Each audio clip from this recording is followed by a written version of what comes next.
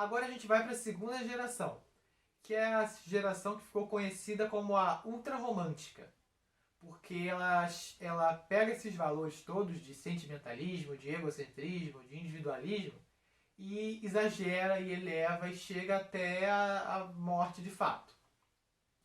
Essa geração que ficou marcada pelo retrato de Lord Byron, que foi um importante poeta inglês que tanto na vida como nas suas obras retratou bastante a vida boêmia, a vida noturna e os vícios aos quais ele era bastante dado.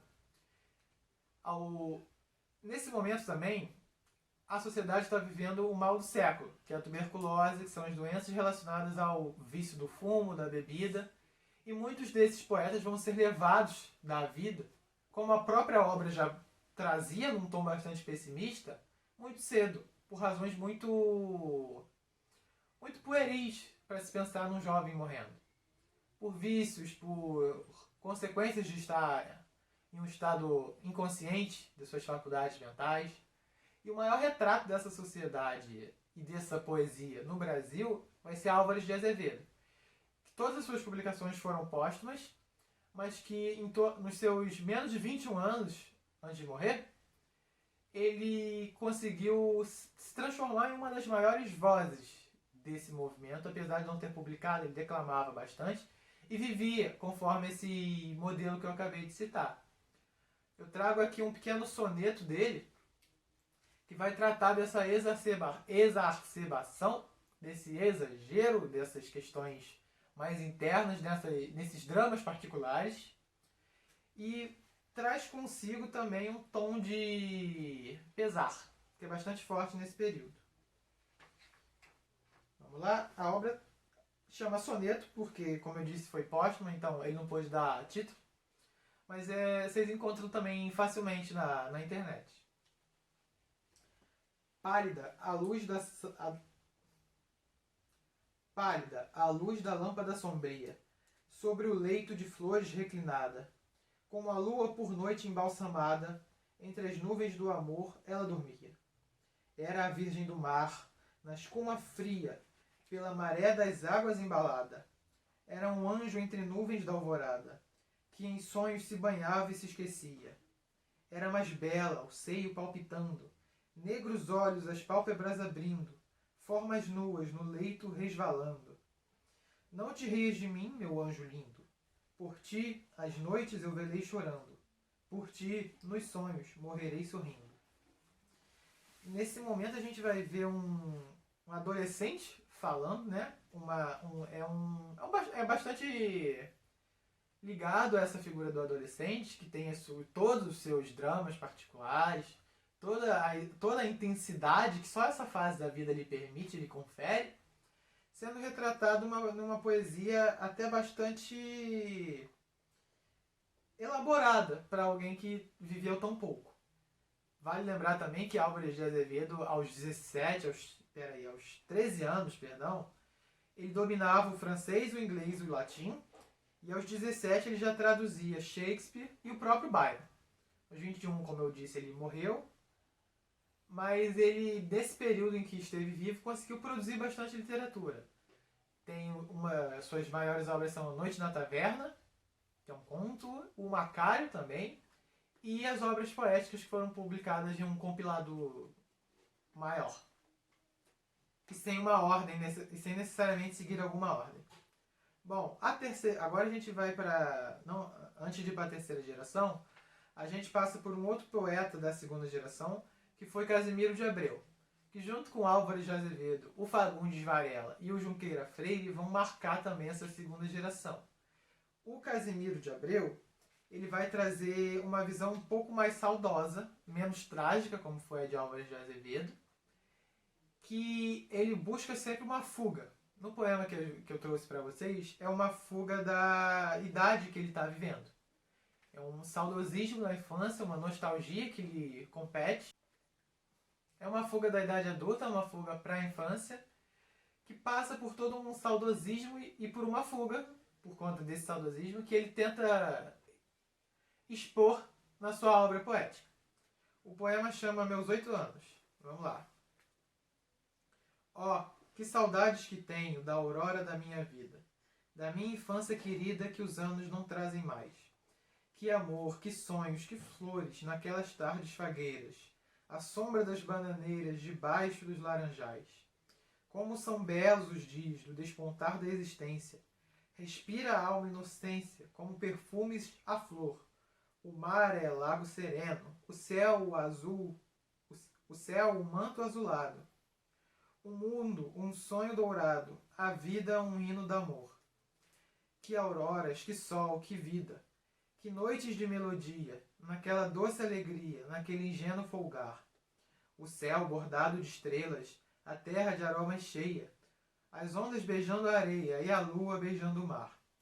Ó dias da minha infância, ó meu céu de primavera, que doce a vida não era nessa risonha manhã.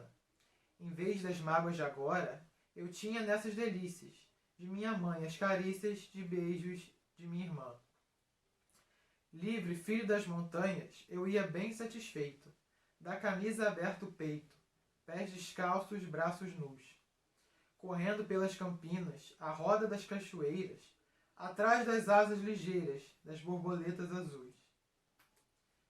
Eu acho que eu nem preciso explicar muito o que ele quer dizer desse poema, ele é bastante direto.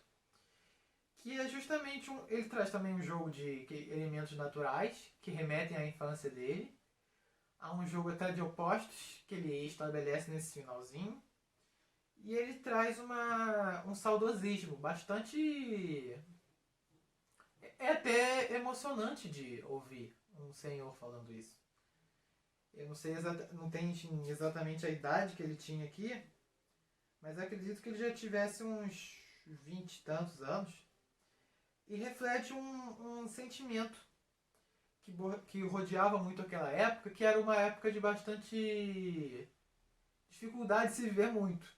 Não só por conta dos vícios, mas também por conta das condições sociais que haviam aqui no Brasil.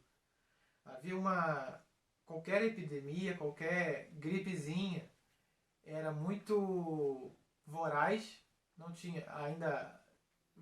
Esperávamos pela revolta da vacina, que ocorreria posteriormente. Ou seja, a gente tinha uma condição de saneamento bastante precária. O que reflete nesse pesar, nesse pessimismo que o romântico vai apresentar nessa segunda geração. E reflete também essa fuga e esse saudosismo que eles têm. Porque já que a situação não está boa agora, eu gostaria de voltar para aquele momento em que eu era feliz, que as coisas eram mais simples, mais alegres. Essa poesia é uma poesia alegre, apesar do saudosismo. E, bom, agora a gente vai para a última geração da poesia. Por que eu separei primeiro a poesia? Porque as obras em prosa, elas não vão estar tão fixas a um estilo somente. Elas vão, por conta também de serem maiores, elas vão circular por entre as três gerações, por entre esses temas todos e essas nuances que as gerações davam. E essa terceira geração da poesia, ela vai ser bastante ilustrada pelo poeta Castro Alves, que era um poeta mestiço, está aqui a foto dele. Ele foi filho de ele vem de uma família de pessoas que foram escravizadas, e ele vai representar essa luta, essa dor, todo esse processo de abolição que vinha aqui no Brasil na sua obra. A gente viu um pouco disso no Junqueira Freire e no Fagundes Varela, que eram os últimos poetas da segunda, em que eles vão trazer essa transição para a terceira geração.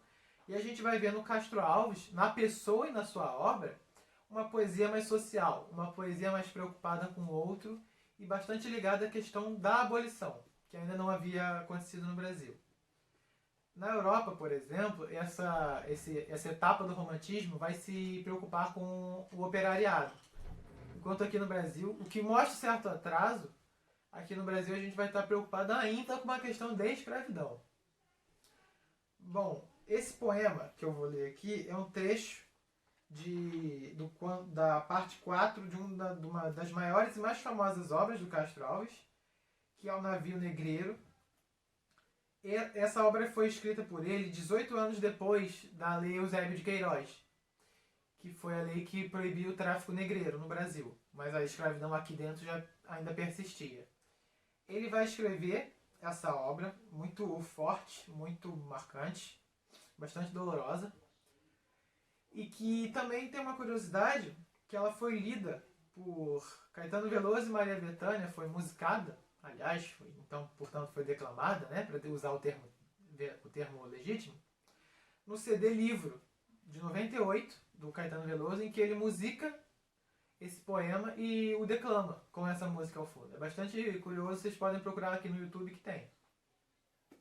Bom, é só um pequeno trecho, é uma obra bastante extensa, mas eu acho que ele representa bem o teor de impactante e de preocupação que era necessário que o Castro soube fazer com maestria.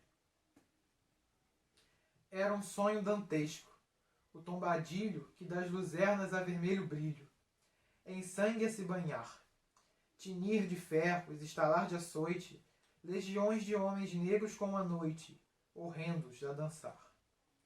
Negras mulheres suspendendo as tetas, magras crianças cujas bocas pretas rega o sangue das mães.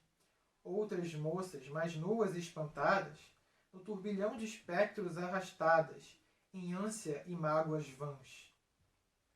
E ri-se a orquestra, irônica, estridente, e da ronda fantástica a serpente faz doudas espirais. Se o velho arqueja, se no chão resvala, ouvem-se gritos, o chicote estala, e voam mais e mais. Presa nos elos de uma só cadeia, a multidão faminta cambaleia, e chora e dança ali. Um de raiva delira, outro enlouquece, outro que de martírios embrutece, cantando, geme e ri. No entanto, o capitão manda manobra, e após fitando o céu que se desdobra, tão puro sobre o mar, diz do fumo entre os densos nevoeiros: vibrai, rijo o chicote, marinheiros, fazei-os mais dançar. E ri-se a orquestra, irônica, estridente, e de ronda fantástica a serpente faz doudas espirais. Qual num sonho dantesco as obras voam, gritos ais, maldições, preces ressoam, e ri-se Satanás. É um poema muito forte, muito pesado. Queria até pedir desculpa aos alunos e alunas mais sensíveis por não ter precavido tanto vocês. Mas é um poema necessário, é uma obra bastante importante, bastante relevante para a nossa literatura, para a nossa sociedade, para que a gente possa entender a história como um elemento bastante explicador do nosso presente e que a gente possa também entender como que a arte, não somente como um meio de entretenimento, também pode representar um meio de fuga, de escape ou mesmo de uma... é até difícil de falar. De uma extrapolação da alma, de um expor de um movimento e de uma sensação que talvez em outras esferas da sociedade a gente não pudesse representar tão bem como numa obra artística. Bom, esse poema tem algumas palavras mais difíceis, né? Arquejar, que seria um momento de ofegar. O dantesco, que é um relativo às cenas horríveis dos infernos da Divina Comédia, escritos por Dante. São 7 infernos, cada um é pior que o outro. As luzernas, que são os clarões. O tombadilho, que é o alojamento do navio. E o turbilhão, que seria um redemoinho, nesse caso. É um poema que confere um sentimentalismo visto por um outro viés, não mais um sentimentalismo amoroso ou de dor interna por conta de amor, mas sim um idealismo, uma representação de um sentimentalismo triste, pesado, de difícil degustação para quem vai ler, e também que representa uma virada no romantismo para um olhar mais social, um olhar mais preocupado, um olhar mais, digamos, sério com as questões que não envolvem somente a si. Ele deixa um pouco de lado essa imersão em si, nos seus sentimentos, nas suas questões individuais, que às vezes não eram retratadas, não eram condizentes com o que se vivia por fora, e passa a elaborar e a expor um sentimento muito mais ligado a algo externo, que é um sentimento pesado, que reflete uma situação bastante difícil que era vivida por essas pessoas aqui no Brasil.